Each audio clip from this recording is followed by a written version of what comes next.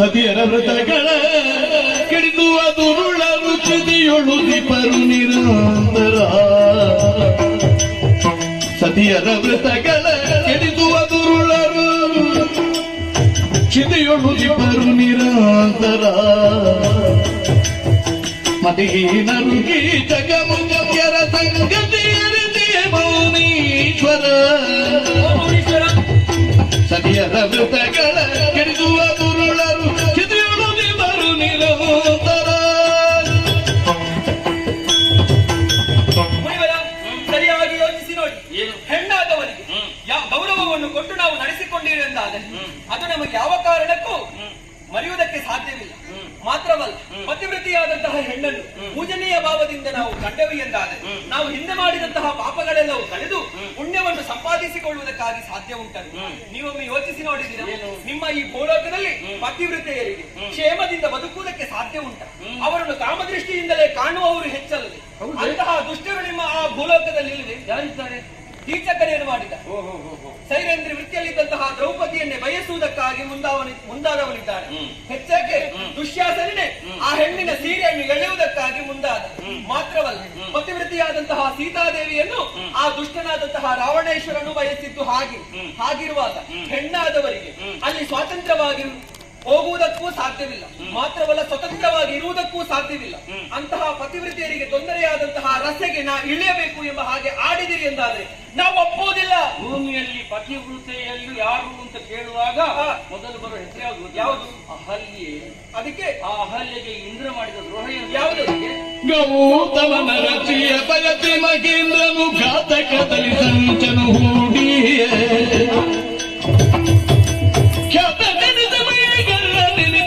ಭೂತನ ಯೋಚನೆ ಮಾಡಿ ಗೌತಮನ ರಚೆಯ ಬಯತಿ ಮಗೇಂದ್ರನು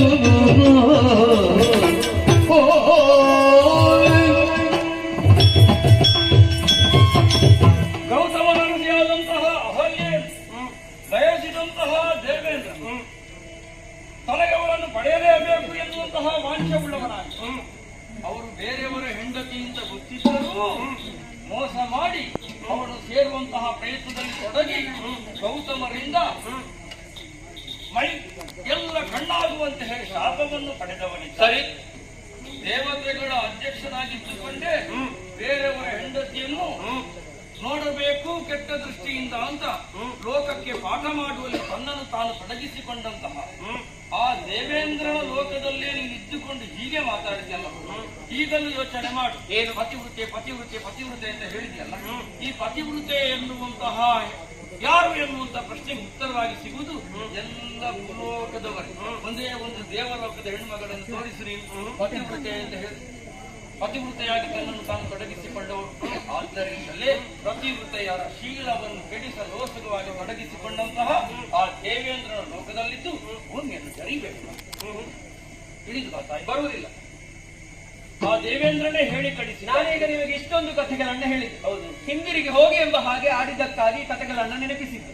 ಆದ್ರೂ ನೀವು ಹೋಗುವುದಿಲ್ಲ ಎಂದಾದ್ರೆ ನನ್ನ ಮನಸ್ಸು ಇನ್ನೂ ಬದಲಾಗಲಿಲ್ಲ, ನಾ ಬರುವುದಿಲ್ಲ. ಲೋಕವನ್ನೇ ಸೃಷ್ಟಿಸುವಂತಹ ಎತ್ತರದ ಸ್ಥಾನದಲ್ಲಿ ಇರುವಂತಹ ಆ ಗಂಗಾರೋದರನಿಂದ ಹೇಳಿಸಲೇ ಖಂಡಿತವಾಗಿ ಬ್ರಹ್ಮದೇವನ ಮಾತನ್ನು ನಾವು ಒಪ್ಪುವುದೇ.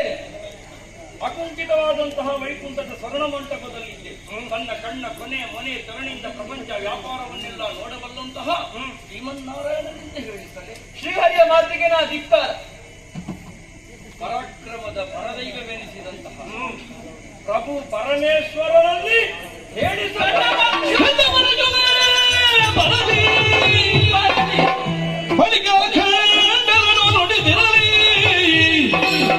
ಭೂಮಂಡಲಕ್ಕೆ ಬರೆ ಚಂಡೆಗಳ ಬೇಡದ ಮೊದಲಿರುವೆ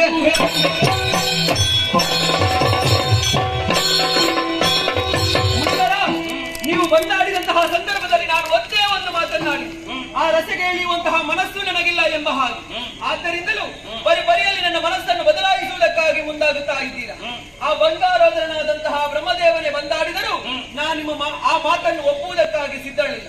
ನಾರಾಯಣನೇ ಬಂದು ಭೂಮಿಗೆ ಇಳಿ ಎಂಬ ಹಾಗೆ ಆಡಿದರೂ ಕೂಡ ಆ ಮಾತಿಗೆ ನಾನು ಧಿಕ್ಕಾರವನ್ನು ಆಡುವೆ. ಮಾತ್ರವಲ್ಲ, ಗಂಡ ಪರಶುವೇ ಬಂದು ಈ ನಂದಿನಿಯಲ್ಲಿ ಆ ರಸೆಯನ್ನು ಉದ್ಧಾರ ಪಡಿಸುವುದಕ್ಕಾಗಿ ಮುಂದಾಗು ಎಂಬ ಹಾಗೆ ಆಡಿದರೂ ಕೂಡ ಯಾವ ಕಾರಣಕ್ಕೂ ಒಪ್ಪುವುದಿಲ್ಲ. ಮರೆಯುವುದಕ್ಕಾಗಿ ಸಾಧ್ಯವಿಲ್ಲ. ಮನಸ್ಸಿಗಾದಂತಹ ಘಾಸಿ ಅದನ್ನು ಆ ನೋವನ್ನು ಮರೆಯುವುದಕ್ಕಾಗಿ ನನ್ನಿಂದ ಸಾಧ್ಯವೇ ಇಲ್ಲ. ನಿಮ್ಮ ಭೂಲೋಕ ಸುಟ್ಟು ಸುಡುಕರಿ ಆಗುತ್ತಾ ಇದೆಯಾ? ಅದು ಸುಟ್ಟು ಭಸ್ಮವಾಗಿ ಹೋದಲ್ಲಿ ಕೆಂಡದ ಮಳೆ ಸುರಿಯಲು ಆ ಭೂಲೋಕ ನಾಶವಾಗಿ ಹೋದರೂ ಕೂಡ ನಂದಿನಿ ಧರೆಗೆ ಇಳಿಯಲಾರೆ ಇಳಿಯಲಾರೆ.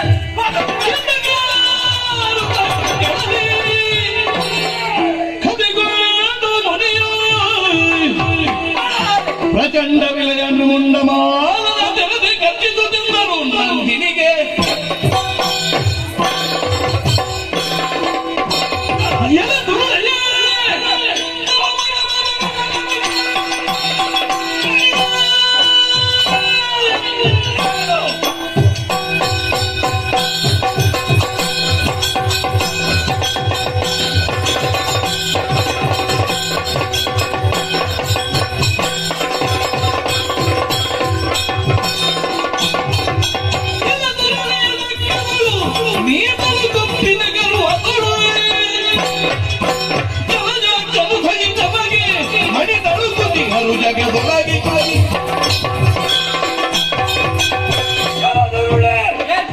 ಮಂಗಳೋಕದಲ್ಲಿದ್ದೀಯನ್ನುವಂತಹ ಕೊಪ್ಪಿನಿಂದಲೇ ಮದಮೈದವಾದಂತಹ ಮಾತುಗಳನ್ನಾಡುವುದಕ್ಕೆ ಮುಂದಾದೆ.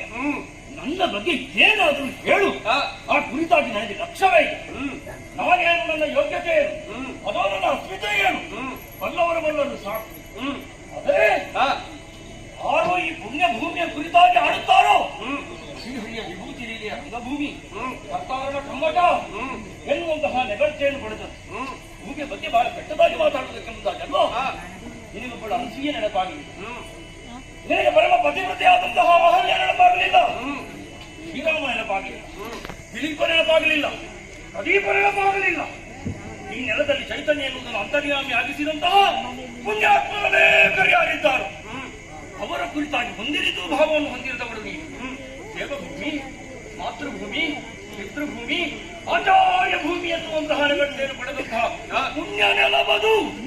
ಆ ನೆಲದಲ್ಲಿ ಹುಟ್ಟಿದಂತಹ ಪ್ರತಿಯೊಬ್ಬರು ಕೂಡ ಆ ತಾಯಿಯನ್ನು ಅಮ್ಮ ಎನ್ನುವಂತಹ ಭಾವದಿಂದಲೇ ಕರೆಯುತ್ತಾರೆ.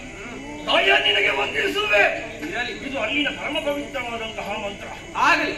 ಭಾರತ ಎನ್ನುವಂತಹ ಉಚ್ಚಾರ ಮಾತ್ರದಿಂದಲೇ ಮೈಮನ ರೋಮಾಂಚನ, ಮನದಲ್ಲಿ ಸಂಭಾವನೆಗಳ ಸತ್ಚಿಂತನೆಗಳ ನರ್ತನ, ಆತ್ಮಶಕ್ತಿಯ ಉದ್ದೀಪನ, ಪ್ರೀತಿ ಪ್ರೇಮದ ಅಮೃತ ಸಿಂಚನ. ಇದೇಳುತ್ತದೆ ಜಡ ಚೇತನ, ನಿರ್ನಾಮವಾಗಿ ಹೋಗುತ್ತದೆ ನಮ್ಮ ದೇಹವನ್ನು ಆವರಿಸಿಕೊಂಡಿರುವ ಅರಿಷಡ್ವರ್ಗಗಳ ಸಂತಾನ. ಭಾರತ ಭೂಮಿಗಾಗಿ ಮಿಡಿಯುತ್ತದೆ ನಮ್ಮೆಲ್ಲರ ಮನ. ಅದಕ್ಕಾಗಿ ಅರ್ಪಣ, ತರ್ಪಣ, ಮಹಾಗೀತೆಯ ಸ್ಮರಣ. ಅಂತಹ ಪುಣ್ಯ ನೆಲವ, ಅಂತಹ ಶ್ರೇಷ್ಠ ನೆಲವನ್ನು